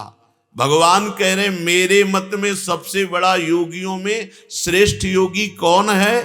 तो बोले जो निरंतर मेरा भजन कर रहा है। श्रद्धावान भजते यो माम सामे युक्त तमो मता, जो मेरा भजन श्रद्धा से युक्त होकर निरंतर कर रहा है, उससे बड़ा कोई योगी नहीं। वही देवर्षि नारद जी कह रहे हैं तद स्मरणेन परम व्याकुल देति। बिल्कुल डरने का विषय नहीं है। एक एक कवल भोजन पाने से जैसे तुष्टि पुष्टि क्षुधा निवृत्ति, एक एक नाम जप करने से ऐसा अभी विश्राम मिल जाएगा। अभी आपके अंदर से भय नष्ट हो जाएगा, चिंता नष्ट हो जाएगी कि पता नहीं अब मेरा क्या होगा, क्योंकि नाम अगर चलने लगा, नाम सब कुछ है। बड़े बड़े महापुरुषों में जो भी दिव्यता आई है इसी नाम से आई है। तस्मात् सर्वेषु कालेषु माम निस्मर युद्ध च मयि अर्पित मनोबुद्धिर मामे वैश्यस्य संशयम। श्री भगवान कह रहे इसलिए अर्जुन तुम सब समय बिना विराम के मेरा स्मरण करो और स्मरण करते हुए अपने युद्ध रूपी कर्तव्य कर्म को करो। दो बातें बहुत जोर की भगवान बता रहे हैं। हर समय बिना विराम के स्मरण चलना है। ये बार बार कह रहा हूं बहुत कठिन है। इसका अभ्यास करने पर बहुत सरल हो जाता है, पर इसका अभ्यास बहुत सावधान बुद्धि से होता है, नहीं तो मन का कार्य भागना वो भाग जाएगा। ऐसे भागता है कि हम समझ ही नहीं पाते और निकल करके शाखा प्रशाखा कामनाओं की कल्पनाओं की ऐसे नाम छूट जाता है। आप देख लीजिए अंदर वो सावधान साधक जिसका निश्चय हो गया है मुझे भगवत प्राप्ति करनी है, अब वो नजर रखता है मन पे नजर। इस समय हमारा मन कहां जा रहा है, जहां जा रहा है वहां से हटा के नाम में लगाओ। बार बार ऐसा करो, ये थक जाएगा मन। नाम का प्रहार ऐसा होगा कि इसकी चंचलता नष्ट हो जाएगी। जहां जहां जाता है मन वहां वहां भगवत भाव करो, आपका भजन टूटेगा नहीं। दो वृत्ति मन को प्रभु में लगाने के लिए अत्यंत आवश्यक है। किसी भी वस्तु व्यक्ति स्थान में मन जाए उनमें प्रभु की भावना करो या तत्काल उसको वहां से हटाओ। जहां आप ये ऐसा स्मरण किया, अरे मन चला गया तो आ जाएगा, इसका स्वभाव ऐसा है। बार बार जो मन लक्ष्य से हट करके विषय वस्तु व्यक्ति स्थान में जाए उसे हटाकर अपने लक्ष्य में लगाना या जहां जाए वहीं भगवत भाव कर लेना। तो बिना विराम किए, कुछ जैसे लोग कहने लगते हैं कि हमारा मस्तिष्क दर्द करने लगता है जब हम निरंतर नाम जप करते हैं। कुछ कहने लगते हैं कि हमारी जबान दर्द करने लगती, ऐसे साधक बोलते हैं। मुझे तो कभी ऐसा नहीं लगा कि जबान दर्द कर रही। 1 घंटा 2 घंटा प्रपंच की बात करने में कभी जबान दर्द हुई? लड़ाई हो जाए कभी जबान दर्द हुई? पूरी जिंदगी बीती जा रही संसार का चिंतन करते हुए कभी दिमाग दर्द हुआ? ये तुम्हारी केवल कल्पना है। भला अमृत स्वरूप नाम जपने में तुम्हारी जबान दर्द करेगी? इसका मतलब है तुम्हारा मन तुम्हें गलत अनुभव करा रहा है। नहीं तो जीवन में कभी थकान महसूस थोड़ी होती है। अविराम निरंतर भजन तो थकान नहीं, उत्साह बढ़ता है। उत्साह इतना बढ़ता है कि विश्राम आदि के लिए भी मन राजी नहीं होता। अपने जीवन को यदि हम सार्थक करना चाहते हैं तो खान पान नींद और भोग इस पर संयम करना पड़ेगा। ऐसा हो सकता है कि आप विषय सेवन ज्यादा करते हो, ब्रह्मचर्यहीन हो, तो ऐसा हो सकता है कि आपको ऐसा लगता हो कि आपकी जबान दर्द कर रही है, आपका दिमाग दर्द करने लगा, सर दर्द करने लगा। नहीं, बताओ, सर दर्द मिटाने की दवा है भगवत चिंतन। सब दुख मिटाने की दवा है नाम। आपको कैसे उल्टा अनुभव हो रहा है? जासु नाम भव भेषज हरन घोर त्रैशूल। दैहिक दैविक भौतिक तीनों दुखों को मिटाने की सामर्थ्य वाला नाम, भव रोग को मिटाने वाला नाम तुम्हें जबान दर्द करेगा, तुम्हारा दिमाग दर्द करेगा। मतलब है कि ये मन तुम्हें उल्टी सलाह दे रहा है। रोज नया आनंद मिलता है। समुत्कंठा नाम गाने सदा रुचि, ऐसी उत्साह वृत्ति बढ़ाता है नाम। इसका मतलब आप गलत है पक्का। आप ब्रह्मचर्यहीन हो रहे हैं, आप धर्म विरुद्ध कोई आचरण कर रहे हैं। क्यों? क्योंकि पापवंत कर सहज स्वभाव भजन मोर ते भावना। कोई गलती आपसे हो रही पापाचरण, वो आपको ऐसा अनुभव करा रहा है कि आपकी जबान थक गई, आपका सर दर्द करने लगा। नहीं तो सर दर्द मिटाने की दवा नाम है। हर दुख मिटाने की त्रिशूल, शारीरिक मानसिक दैविक हर दुख मिटाने की सामर्थ्य नाम में है। इसलिए मयि अर्पित मनोबुद्धिर मामे वैश्यस्य संशयम। संशय मत करना, जिसने मेरे में मन बुद्धि लगाकर निरंतर चिंतन किया मुझे प्राप्त हो जाता है। भगवान उसके लिए सुलभ हो जाए। अनन्य चेता सततम यो माम स्मृति नित्य सा तस्याहम सुलभा पार्थ है, मैं उसके लिए सुलभ हो जाता हूं। श्री भगवान कह रहे हैं जिसके हृदय में निरंतर नाम जपने की लालसा जगानी हो तो उसको यह सहना पड़ेगा, मान अपमान, लाभ हानि, जय पराजय, सुख दुख, बिना इनको सहे निरंतर नाम नहीं चलेगा। इसीलिए चाहे गृहस्थ भक्त हो चाहे विरक्त भक्त हो, यदि भगवत प्राप्ति करनी है तो इन द्वंद्वों को सहना सीखो। नित्य विहार प्रेम रस में डूबने के लिए सेवक जी कह रहे हैं शत्रु मित्र समझानी, मान मान अपमान सम, दुख सुख लाभ नहानी, यह जो कृपा हरिवंश की। शत्रु को मित्र को, मान को अपमान को, दुख को सुख को, लाभ को हानि को समान समझने वाला उपासक ही इस कृपा को प्राप्त होता है। निरखत नित्य विहार पुलकित तन रोमावली, आनंद नयन सुधार, यह जो कृपा हरिवंश की। वो उपासक जो मान अपमान को, सुख दुख को, लाभ हानि को, शत्रु मित्र को समान भाव से देखता है, वो नित्य विहार के देखने का अधिकार प्राप्त कर लेता है। यहां कह रहे हैं मान अपमान, लाभ हानि, जय पराजय, सुख दुख की परवाह ना करके निरंतर जो नाम जपने का आपने नियम लिया है वो तब पूर्ण होगा। नहीं तो अपमान होगा दुखी हो जाओगे, नाम छूट जाएगा। मान हुआ हर्षित हो जाओगे, नाम छूट जाएगा। लाभ हुआ हर्षित हुए, हानि हुई शोकित हो गए, निंदा हुई शोकित हो गए, प्रशंसा हुई हर्षित हो, ये दोनों नाम छुड़ा देंगे। और ऐसा ही होता है, देख लीजिए। अरे रसेंद्री के सुखद भोजन जब आप पा रहे हो उस समय नाम चल रहा है आपका। देखो आप अभ्यास करो, एक क्षण भी नाम नहीं छूटेगा। पर हां यह है कि स्वाद बुद्धि करके जहां आप भोजन पाना शुरू करोगे नाम छूट जाएगा, देख लेना।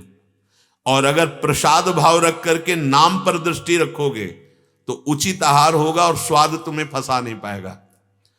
अगर हम स्वाद में, तो फिर नाम का स्वाद छूट जाएगा, नाम छूट जाएगा। किसी भी भोग को भोगते समय देखना, चाहे जिस इंद्री का भोग हो, तभी आपको सुखानुभूति होगी जब नाम छूट जाएगा। अगर नाम चल रहा है तो असलियत ये दुख यो नया, कभी इनमें सुख नहीं मिला किसी को। अगर मिला होता तो कृतकृत्य हो जाते, तृप्त हो जाते और अंदर से कह देते कि अब कछु नाथ न चाहिए मोरे। नहीं, अनित्य में नित्य सुख कहां है? तुम्हारा स्वरूप नित्य है, तुम नित्य सुख की अभिलाषा वाले हो। इन अनित्य भोगों में कभी सुख नहीं मिल सकता। आपको जो मिल रहा है वो भ्रम है। वो भ्रम इसलिए है कि नाम नहीं चल रहा, पक्की बात है। नहीं तो नारायण हरि भजन में पाचन सुहाद, विषय भोग निद्रा हंसी, जगत प्रीति बहुबात। नारायण स्वामी बहुत बड़े महापुरुष हुए, ऐसे थोड़ी लिख देते। वो कह रहे कि ब्रह्मादिक के भोग सब विषम लागत ताई, नारायण ब्रज चंद की लगन लगी जाए। इसे लगन कहते हैं, निरंतर नाम जप करना। ब्रह्मादिक के भोग विषवत लग रहे हैं और तुम्हें मृत्यु लोक के भोग इतने सुखद लग रहे कि नाम छूट गया, प्रभु का स्मरण छूट गया। आसक्ति भोगों में या नाम में, एक तरफ भगवान है एक तरफ भोग है। क्या चाहिए तुम्हें? बोले भगवान, तो फिर भोगों से राग रहित होना पड़ेगा। वो नाम करेगा, पकड़ो नाम को, आसक्ति करो नाम में। शरीर श्री भगवान, बिल्कुल अलग अलग करके वर्णन कर रहे हैं। एक तरफ भोग है एक तरफ श्री भगवान है। किसके प्रति तुम्हारा महत्व है? बोले भगवान के प्रति। तो भूल कैसे गए भोग में? धर्मयुक्त भोग भोगते समय प्रभु को कैसे भूल गए? इसका मतलब महत्व बुद्धि भगवान से भी अधिक भोग में है। एक तरफ धन एक तरफ भगवान का नाम। अगर धन में तुम्हारी महत्व बुद्धि तो नाम छूट जाएगा। अगर नाम में महत्व बुद्धि है तो धन के प्रति महत्व बुद्धि नहीं रह जाएगी। यहां कह रहे शरीर और भगवान, एक तरफ श्री भगवान है एक तरफ शरीर है। तुम्हें कौन सा महत्व है? प्रतिभाशाली लग रहा है, बोले श्री भगवान, तो अब शरीर के दुख सुख तुम्हें भगत भजन में बाधा नहीं पहुंचा सकते। अगर आप शरीर के दुख सुख में बाधित होते हैं तो भगवान को आपने स्वीकार नहीं किया, शरीर को स्वीकार किया। श्रेष्ठ देखो महापुरुषों के चरित्र पढ़ के, शरीर सुख की धज्जियां उड़ जाती हैं जो आत्म सुख की तरफ चलता है। और यहां भजन छूट जाए, भगवान का विस्मरण हो जाए, लेकिन शरीर को दुख ना पहुंचने पावे। शरीर और श्री भगवान, धन और श्री भगवान, भोगों की आसक्ति और श्री भगवान, इनमें आप ही प्रश्न करके अंदर से देखो कौन है प्रधान, भोग, धन, शरीर या श्री भगवान। आप देख लो तो आप अपने अंदर खुद निर्णय कर लो भगवान को साक्षी करके, तो अभी समझ में आएगा कि भगवान तो किसी स्थान में नहीं है। भोग के आगे, शरीर सुख के आगे, धन के आगे अभी प्रभु नहीं है। और जब प्रभु, तो सच्ची मानिए ये शरीर भी परमानंद स्वरूप भगवान का ही अंश है, क्योंकि पंचभूत आए कहां से, श्री भगवान से ही तो आए। ये देह भी ब्रह्म स्वरूप हो जाता है। जब सर्वम खलमिदम ब्रह्म, तो देह भी भगवत स्वरूप हो जाता है। श्री तुकाराम जी सदेह विमान में बैठकर भगवान को प्राप्त हुए। महाप्रभु चैतन्य देव जी सदेह श्री ठाकुर जी मिलीन, मीरा जी सदेह, क्या हुआ, ये सब भगवत स्वरूप देह भी हो गया। अहमता ममता भजन में बहुत बाधक हो रही है। एक अहमता ममता शरीर में, शरीर संबंधियों में, तो ये है दुखदाई, और ये जब श्री जी की ओर लगे तो होत परम सुखदाई। एकमात्र प्रीतम भगवान में अहमता ममता जब समर्पित हो जाती है तब निरंतर भजन होने लगता है। और ये अहमता ममता समर्पित होने का एक ही स्थान है, रसिक मंडली में या तन को नीके ढंग लगाओ, संत संग सत्संग, ये आपकी अहमता ममता को समर्पित करवा देगा और भजन में वृत्ति आपकी फंसा देगा।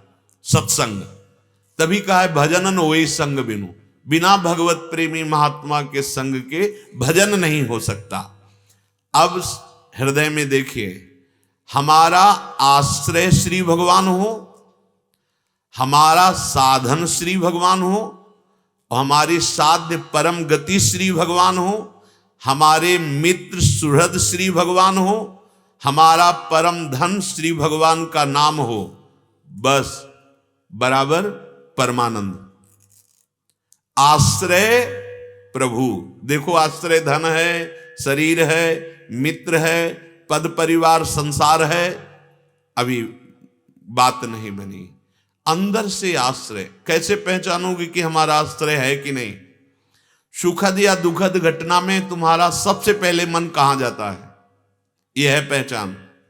आपका आश्रय भगवद आश्रय है या संसार का कोई व्यक्ति, वस्तु, स्थान, धन, इसकी पहचान होती है सुखद घटना या दुखद घटना में।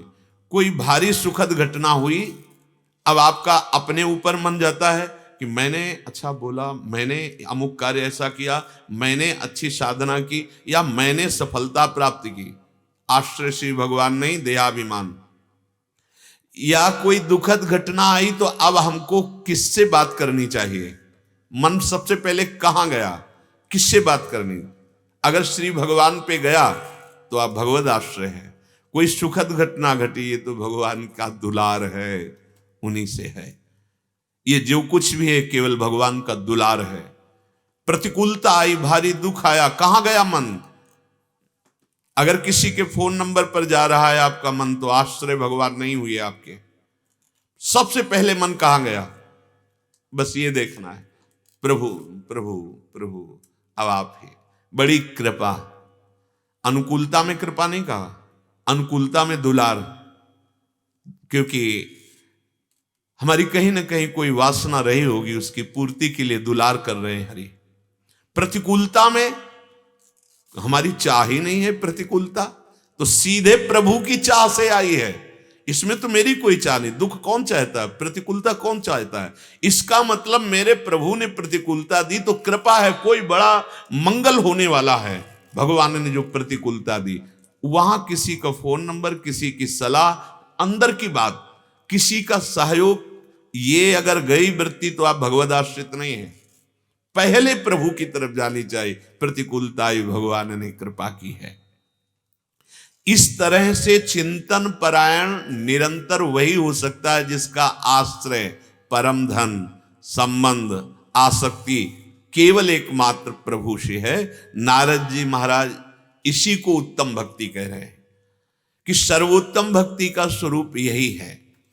और ऐसे भक्तों को भगवान बहुत प्यार करते हैं।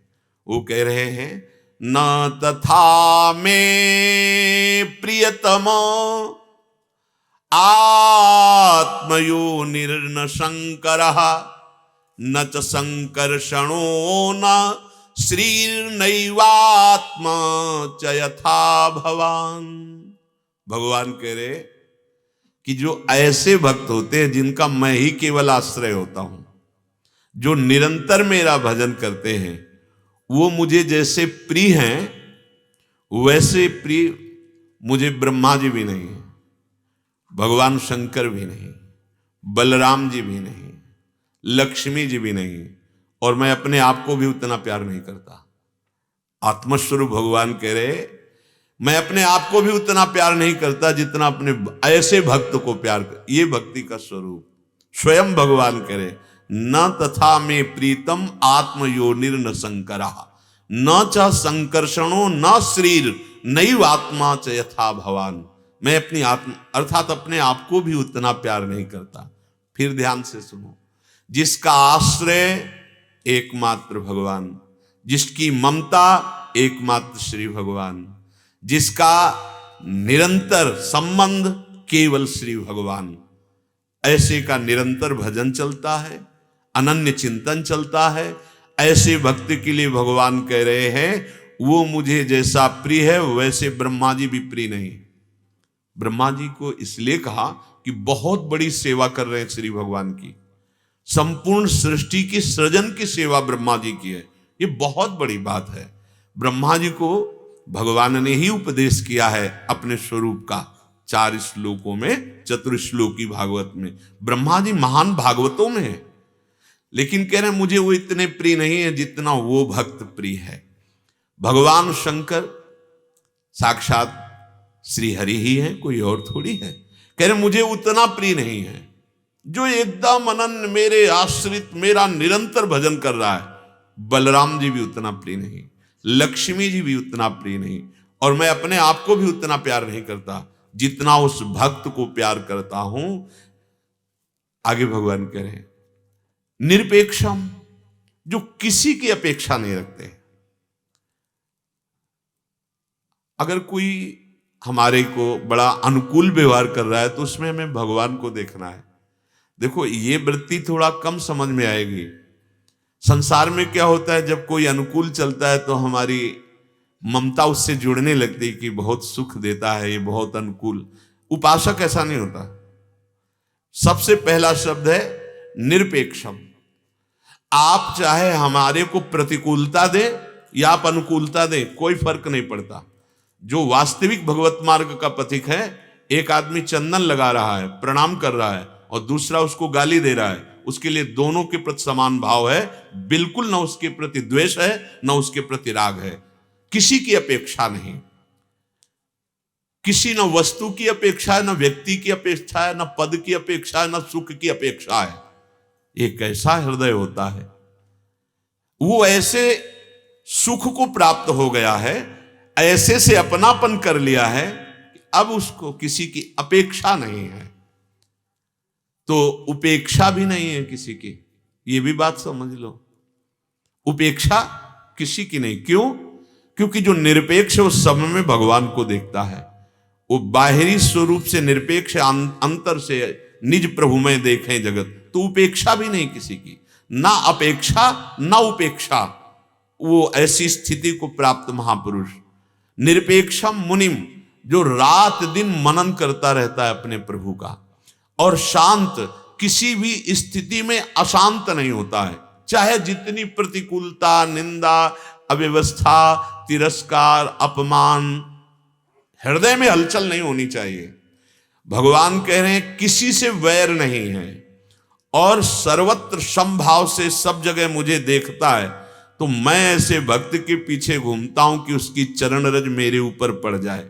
निरपेक्षम मुनिम शांतम निर्वैरम समदर्शनम अनुब्रजाम्यहम नित्यम पूये यत्यंघुरेणु भी निष्किंचना मयि अनुरक्त चेतसः शांता महांतोखिल जीव वत्सला कामैरनालब्ध धियो जुषन्ति यत् तन्नैरपेक्षम न विदुः सुखम ममो।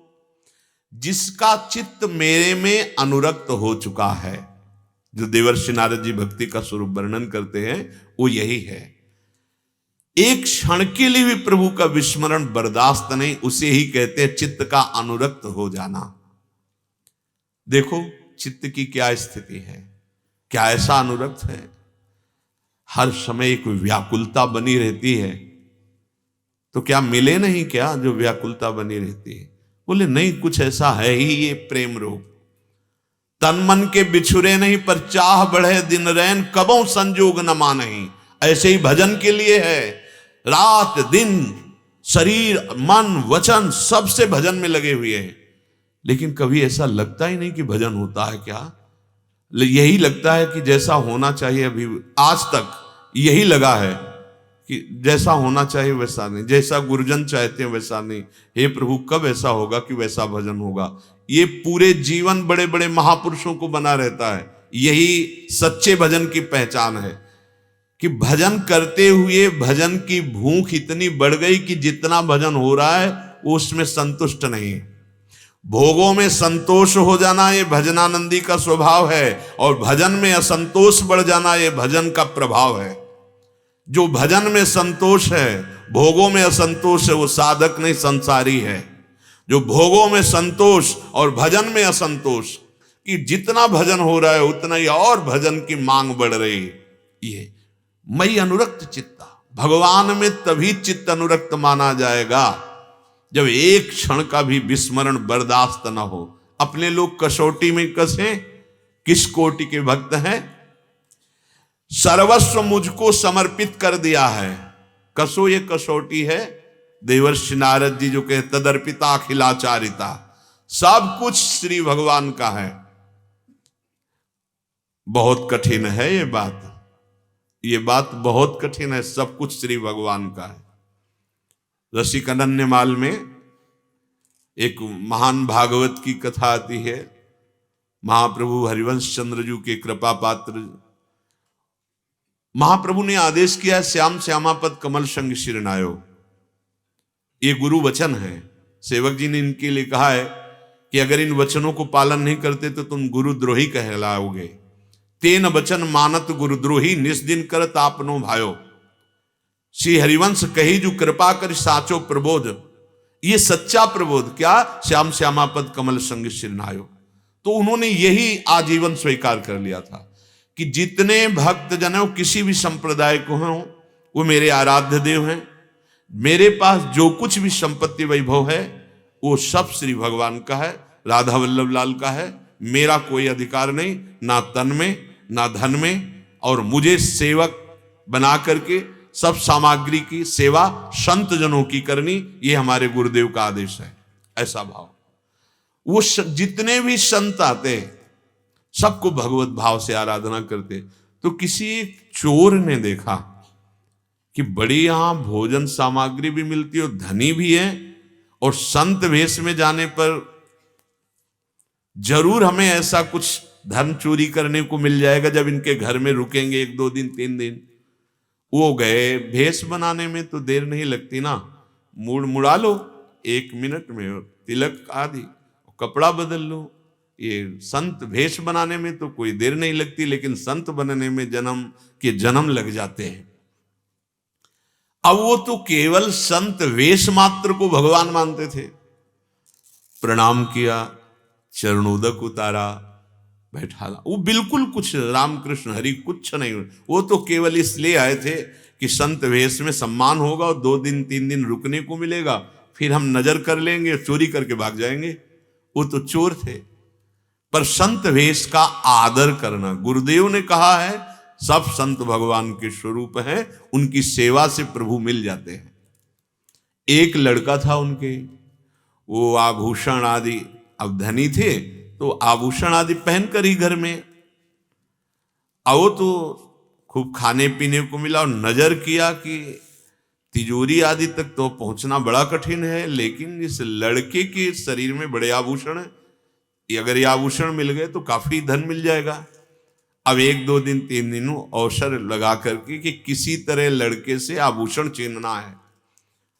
अब उस लड़के से आभूषण छीनना है तो चिल्लाएगा तो पकड़े जाएंगे। तो भगत जी किसी कार्य से बाहर गए हुए थे और वो लड़का खेलते तो दुलार करके अपने पास बुलाया और उसको मार डाला और उसके आभूषण ले लिए और उसको बाक्स में बंद कर दिया और चुपचाप वहां से निकले। वो निकल के जा ही रहे थे कि भगत जी वापस आ रहे थे। उन्होंने देखा, चरणों में प्रणाम किया, महाराज हमें लगता है पत्नी से कोई त्रुटि हो गई हो, आप नाराज होकर जा रहे हैं। अब उनके तो होश खराब थे। उनका नहीं हमारी इच्छा है अब भ्रमण करने की।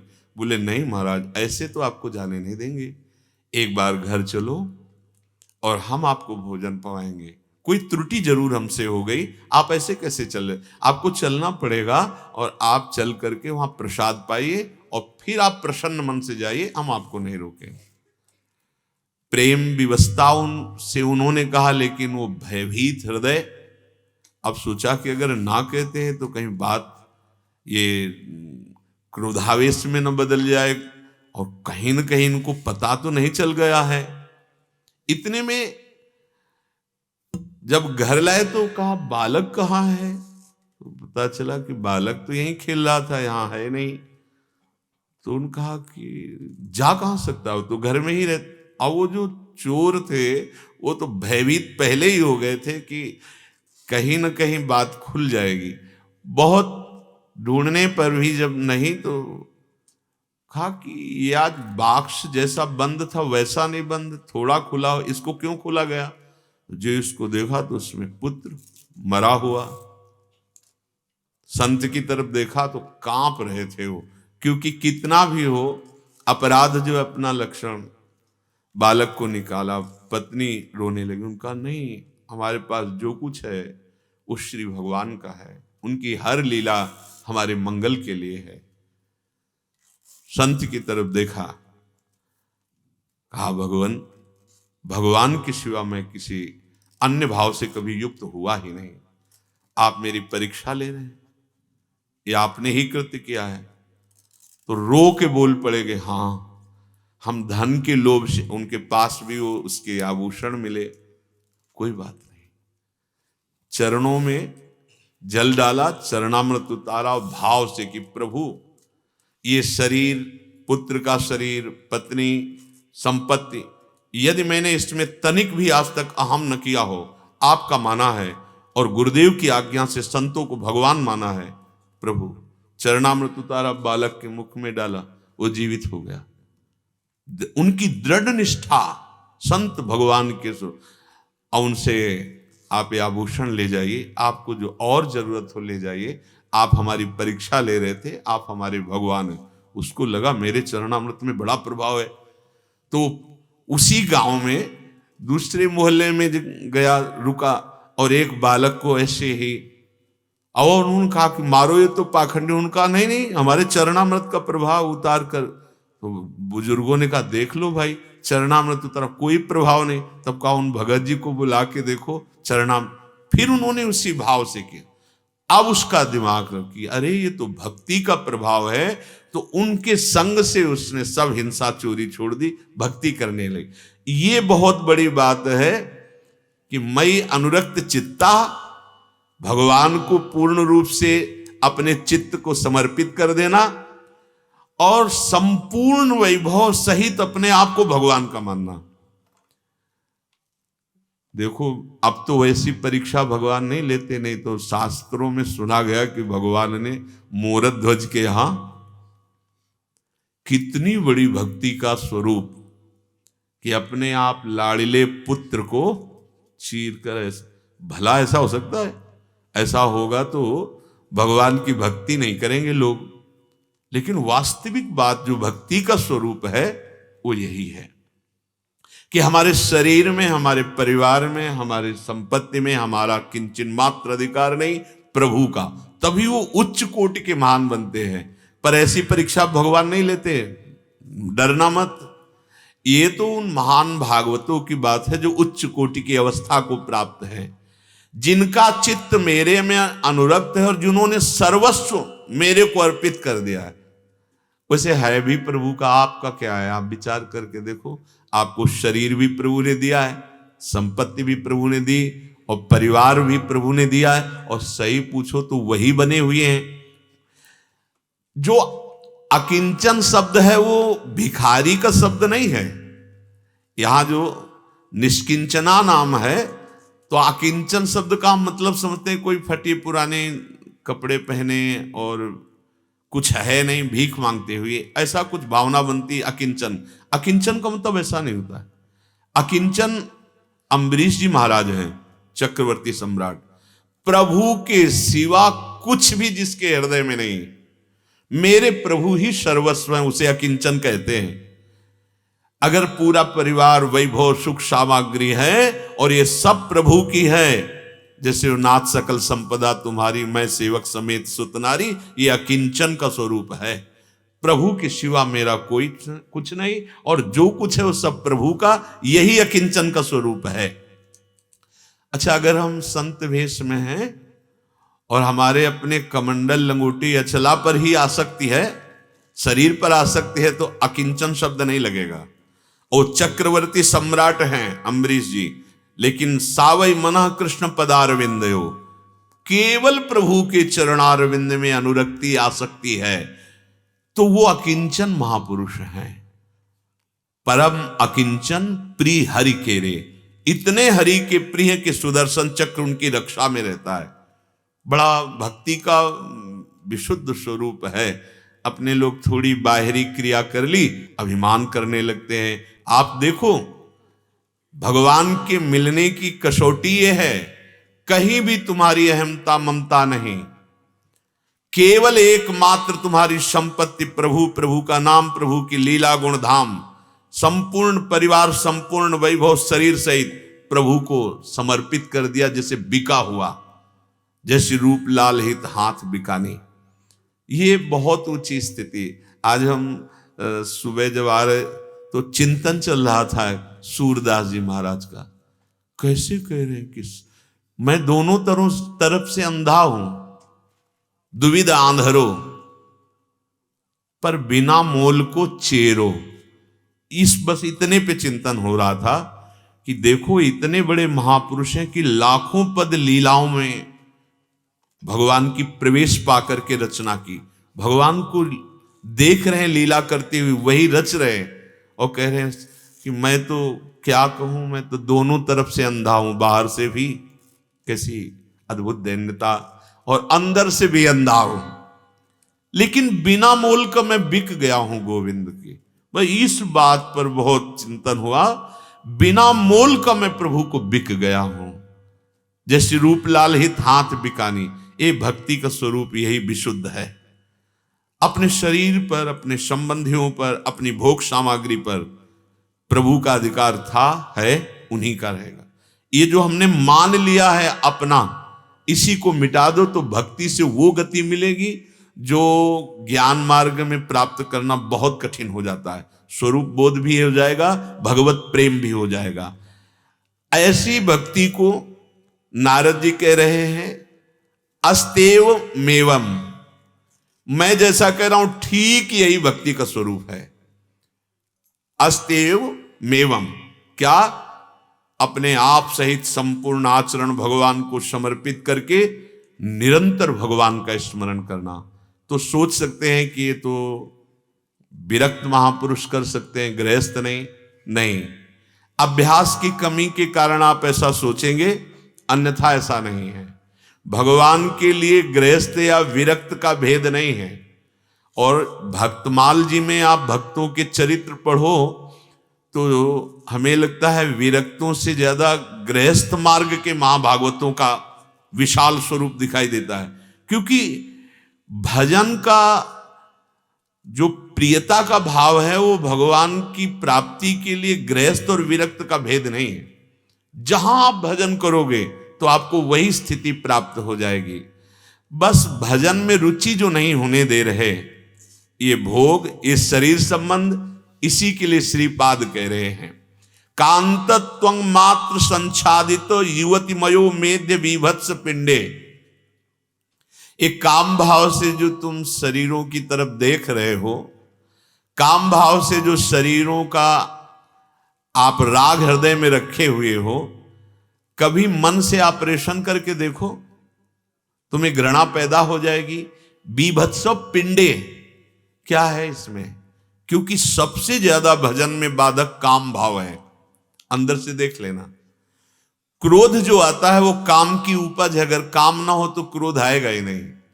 अगर काम और क्रोध दोनों हमारे हृदय से चले जाए तो अखंड स्मृति जागृत हो जाएगी और सब दोषों का अपने आप नाश हो जाता है। प्रधानता एक काम क्रोध ही है।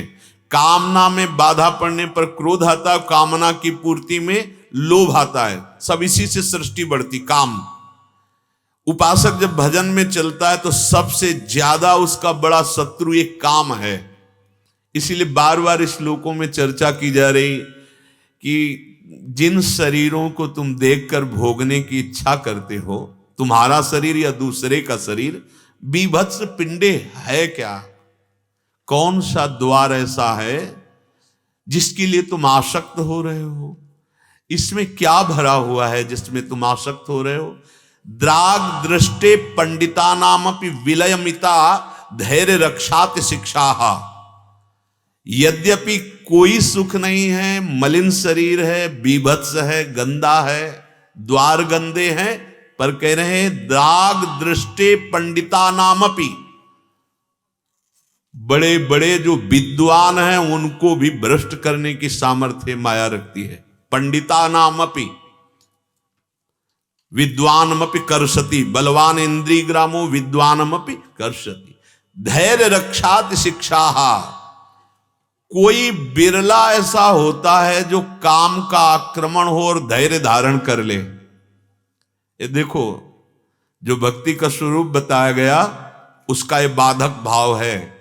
अगर इस पर आप सावधान नहीं हुए तो वो भगवान में अनुरक्त चित्त होना, सर्वस्व श्री भगवान को मानना, निरंतर भगवत स्मरण परायण रहना, अर्थात आवागमन से मुक्त होकर प्रेम रस में डूबना। अगर ये काम का समन नहीं हुआ तो ये बहुत बाधा डालता रहेगा और ये ऐसा शत्रु है कि भजन में निराशा पैदा कर देता है। इससे सबसे बड़ी हानि होती है काम से। ये भजन में निराशा पैदा कर देता है, ये भजन की तरफ से प्रमाद पैदा कर देता है। इसीलिए कहा है इसमें कि ये काम ऐसा है, दाग दृष्टे पंडिता नामपि विलयमिता धैर्य रक्षात शिक्षा। नाम यदि निरंतर चल रहा है और दृष्टि संभाल के रखोगे और मन को बार बार धिक्कारो जब काम से किसी की तरफ जाने लगे तो बचने की संभावना है। नहीं चाहे जितना याद कर लो शास्त्रीय सूत्र, जब ये काम अपना प्रभाव फैलाएगा तो सब सूत्र भूल जाएंगे। अपने लोगों की क्या बात है, बड़े बड़े जो विद्वान हैं उनकी बात ये कई बार सुनाया है। जैमिनी जी आदि ये सब वेद के पारंगत विद्वान हैं, इनकी बुद्धि को लुभायमान कर लिया। जिसकी बुद्धि को काम ने लुभायमान कर लिया उसकी दीक्षा बेकार, उसकी शिक्षा बेकार। अब आप ध्यान से सुनिए, यदि आप के हृदय में काम स्फुरना हो रही, आप सह गए, या गृहस्थी में है तो धर्म पूर्वक संतान उत्पन्न करने के लिए शास्त्र में जैसी आज्ञा है। इसके अलावा यदि आप व्यभिचार में उतरते हैं तो आपकी दीक्षा बेकार, श्रीपाद करे, और शिक्षा बेकार। ये ऐसा ही कुछ है, क्योंकि भगवान ने भी गीता में आगे आएगा, वो कह रहे हैं ये काम ज्ञानियों का भी बड़ा दुश्मन है, ये बड़ा दुश्मन है। अर्थात ज्ञान प्राप्त करने में, भक्ति रंग में ये काम बहुत बाधक भाव है। यदि आप इसको बढ़ावा देते गए, बढ़ावा देना, जैसा वो प्रेरणा करे वैसा करते गए, बहुत बढ़ावे का इस समय सहयोग है। काम मिटाने वाला सहयोग तो बहुत कम है, बढ़ावे का है, क्योंकि मोबाइल हाथ में है। बड़ा भारी कुसंग है ये। एक दृश्य बाहरी देखने पर महानुभाव गिर गए। अपने तो बच्चे ही हैं इस मार्ग के। अगर ये मोबाइल से गंदी बातें देखने वाली वृत्ति आपके अंदर छुप कर किसी के भी हो तो छोड़ देना, नहीं ना तो अध्यात्म में चल पाओगे और ना व्यवहार में ठीक से चल पाओगे। ये भ्रष्ट आचरण युक्त पुरुष ना लोक व्यवहार में उन्नतशील होता है और परमार्थ में तो प्रवेश ही नहीं होता है। श्रीपाद कह रहे हैं ये काम बड़े बड़े विद्वानों के भी धैर्य को छीन करके भ्रष्ट कर देता है। जिसको काम ने परास्त कर दिया उसकी दीक्षा बेकार, उसकी शिक्षा बेकार। और कह रहे हैं जिसको काम ने अपने अधीन कर लिया, का भक्ति, अभी जो भक्ति का स्वरूप वर्णन किया गया वो भक्ति, अगर काम ने परास्त कर दिया तो का भक्ति। तुम्हारी भक्ति का बल क्या हुआ? तुम्हारे भजन का मतलब क्या रहा? तुमने सत्संग सुना उसका मतलब क्या रहा? जैसी प्रेरणा हुई वैसी क्रिया कर बैठे तो तुम फिर कैसे भक्त? का विरक्ति ही, तुम कैसे वैराग्यवान? ये थोड़ा गंभीर विषय है। यहीं से हमारी भक्ति की उन्नति रुकती है, यहीं से हमारा परमार्थ मार्ग रुक जाता है। आद्य गुरु भगवान शंकराचार्य जी ने कहा, जैसे मोटी मोटी जंजीरों से किसी को बांध लिया जाए फिर कहा जाए चलो, ऐसे ये काम है। ये जब अपने में बांध लेता है तो जैसे जंजीर से बंधा हुआ व्यक्ति आगे नहीं बढ़ सकता, ऐसे कामासक्त ना तो भजन मार्ग में बढ़ पाएगा और ना लोक उन्नति में, भ्रष्ट हो जाएगा वो। इसको शासन में लिया गया है। वैराग्य मार्ग में तो पूर्ण शासन का ही, और गृहस्थ मार्ग में उचित विषय सेवन का आदेश दिया गया है। वो भी आगे चलकर राग रहित हो। अगर राग युक्त अपनी ही परिवार में बने रहे तो फिर भगवत अनुराग के मार्ग में कैसे? भगवत भाव से जब संतान उत्पन्न हो गई तो धैर्य पूर्वक संयम पूर्वक चलने की चेष्टा करो। का भक्ति, उसकी फिर भक्ति क्या यदि काम पराजित कर रहा है? स्फुरना, कुसंग, बाहर का दृश्य, ये आपको त्यागना होगा। स्फुरना, हम संकल्प की बात नहीं कहते, स्फुरना, जहां काम की स्फुरना हो। कई बार कहा है उस समय आपको मनन करने की जरूरत नहीं है, क्योंकि मन साथ नहीं दे रहा। उस समय कीर्तन करने की जरूरत है, उस समय सत्संग सुनने की जरूरत है, उस समय आपको भगवत लीला जोर जोर से गायन करने की, वाणी जी जोर जोर से गायन करने की जरूरत। जहां थोड़ी ही मिनट में वाणी का प्रभाव, नाम कीर्तन का प्रभाव, सत्संग का प्रभाव गया, तहां रज और तम हटा, सतोगुण प्रकाशित हो, आपको शांति मिल जाएगी। अगर आप उसका चिंतन करते हुए और क्रिया में उतर गए तब तो फिर भारी विपत्ति मोल ले ली। केवल क्रिया दूसरे के संयोग से नहीं, अपने द्वारा भी नहीं कोई क्रिया होनी चाहिए। बहुत सावधानी की आवश्यकता है। ये काम हमें बहुत जन्मों से परास्त करता आ रहा है। अब ये जन्म हमारे विजयी होने का है। नागरीदास ये जन्म जितायो बलिहारी बलिहारी, हमें प्रियाजू जिता देंगी। काम दुख का नाश करने वाला ये श्री चतुराशी जी का पद है। जितने भी पद देखो, भवजल निधि को नाव, काम पावक को पानी। जब आपके अंदर काम स्फुरना हो, चतुराशी जी गाने लगना, आप देख लेना। अगर आपको संस्कृत आती है तो आप रास पंचाध्यायी का पाठ करने लगना, आप देखना तत्काल शांति मिलेगी। जो रास पंचाध्यायी है उसका फल है कि काम रूपी हृदय रोग बिल्कुल नष्ट हो जाता है। श्रीमद चतुराशी जी उसका फल है। काम रूपी अग्नि को शांत करने में हर पद पानी का काम करेगा। जैसे अग्नि जल, पानी डालो एकदम झप से बुझ जाएगी। आप गा के देखना। जब आपके अंदर कोई ऐसी गलती फुरना, तो नाम कीर्तन जप की तरफ ध्यान मत दीजिए, अब नहीं लगेगा। वो जहां जप शुरू करोगे तो वो संकल्प बनाने लगेगा। आप अवसर मत दीजिए। भक्ति वैराग्य दोनों को परास्त करने की सामर्थ्य दी है काम में, भक्ति को भी। बहुत सावधान। एक भक्ति का स्वरूप है जिसे कोई परास्त नहीं कर सकता, उसे कहते प्रेम लक्षणा भक्ति। ये नहीं तो अभी साधारण भक्ति को परास्त करने की सामर्थ्य है, क्योंकि वो भगवान का बहुत बल प्राप्त किए हुए हैं। प्रद्युम्न जी के रूप में काम ही है।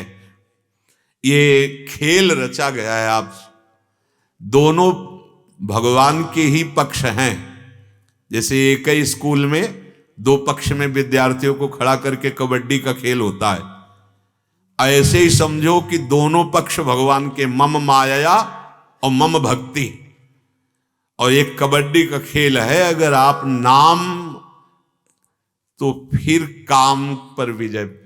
भक्ति, ज्ञान या योग, किसी भी मार्ग से चलो, पहले इसको परास्त करना होता है। अब आप इस युक्ति को पकड़ लोगे तो निकल जाओगे। ये पहली नियम लिया जाए, चाहे गृहस्थी में चाहे विरक्त, मोबाइल से गंदी बातें नहीं देखेंगे।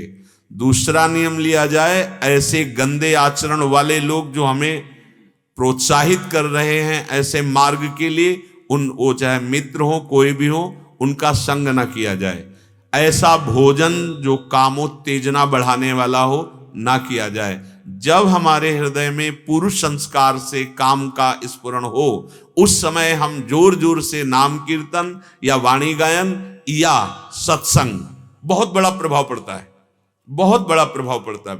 कई बार जीवन में देखा गया कि जहां अशांति अंदर उत्पन्न हो रही और जहां संत मिले, वार्ता हुई, वो खत्म हो जाती है, एकदम आनंद उत्साह बढ़ जाता है। कह रहे हैं कि अगर तुम्हारे अंदर काम का ही तांडव मचा रहा तो वृंदावन में आशा ना करो कि तुम्हें प्रेम प्राप्त हो जाएगा। ये बड़ी बात कह रहे हैं, क्योंकि काम बहुत बाधक है प्रेम भाव में, भक्ति भाव में, परमार्थ में। आप वृंदावन में हो और काम चेष्टा कर रहे हो, ये बहुत बड़ा अपराध बन जाएगा। इसलिए श्रीपाद कह रहे हैं कि जैसे का भक्ति का विरक्ति, तैसे ही कह रहे हैं तदपहृत धियाम कैव वृंदावन आशा। तो तुम क्या आशा करते हो तुम्हारी बुद्धि प्रेम में डूब जाएगी वृंदावन में रहते हुए? ये सावधान। कल्याण की बात, जब हम मरोगे रज में तो कल्याण वाली बात तो है, लेकिन प्रेम प्राप्त करके निकुंज में प्रियाजू के समीप ये जीते जी सुधारना होगा आपको। काम आदि दोष से रहित होकर के प्रेम मार्ग में हमें बढ़ना है। तो चाहे गृहस्थ हो चाहे विरक्त, हम बार बार इसलिए करें कि ये बात गृहस्थ होकर ऐसा न लगे कि ये विरक्तों के लिए ही कहा जा रहा है। जो भगवत मार्ग में है, चाहे गृहस्थ हो चाहे विरक्त, ये तुम पे हावी ना हो। धर्म का पालन करने के लिए गृहस्थ धर्म में वो बात अलग, लेकिन ये तुम पे हावी होकर के ये विषयों का गुलाम बना दे तो फिर भक्ति का रंग नहीं आएगा। अतएव हे मित्र, तुम्हें मनुष्य शरीर मिला है, तुम इस काम रूपी दुश्मन को परास्त कर दो। कर सकते हो, करते हैं। ये बड़े बड़े महापुरुष इसको परास्त करते हैं। बिना परास्त हुई स्थिति नहीं आती। और चाहे जितना ज्ञान, चाहे जितना आप शास्त्र पढ़ लो, यदि भगवद आश्रित होकर निरंतर भजन का भाव नहीं आएगा तो इस दुश्मन को नहीं जीता जा सकता। ये बहुत ऊंचाई से गिराता है, बहुत ऊंचाई से गिराता है। शास्त्र ज्ञान आपको बचा नहीं पाएगा, भजन बल आपको बचा दे। देखो, नवीन अवस्था है ठाकुर हरिदास जी की, नाम कीर्तन ही तो चल रहा है। 3 दिन वैश्या गई, क्या बिगाड़ पाई? आप विचार करके देखो। नाम बचाया ना, नाम बचाया ना। जितने बड़े बड़े महापुरुष हुए इसी नाम बल से बचे। तो आप गृहस्थ होकर के क्या नाम जप ऐसा नहीं कर सकते? विरक्त होकर क्या नाम जप ऐसा नहीं कर सकते? श्री राधा कुंज महल की महासुख वृत्ति प्राप्त करने के लिए अय मित्र, जल्दी से जल्दी इस काम रूपी दुश्मन को परास्त कर दो। अगर आप महापुरुषों के वचन माने तो ये आक्रमण ही नहीं करेगा। कुछ समय केवल होता है, इसके बाद इसका स्फुरण फिर वो खत्म हो जाता है।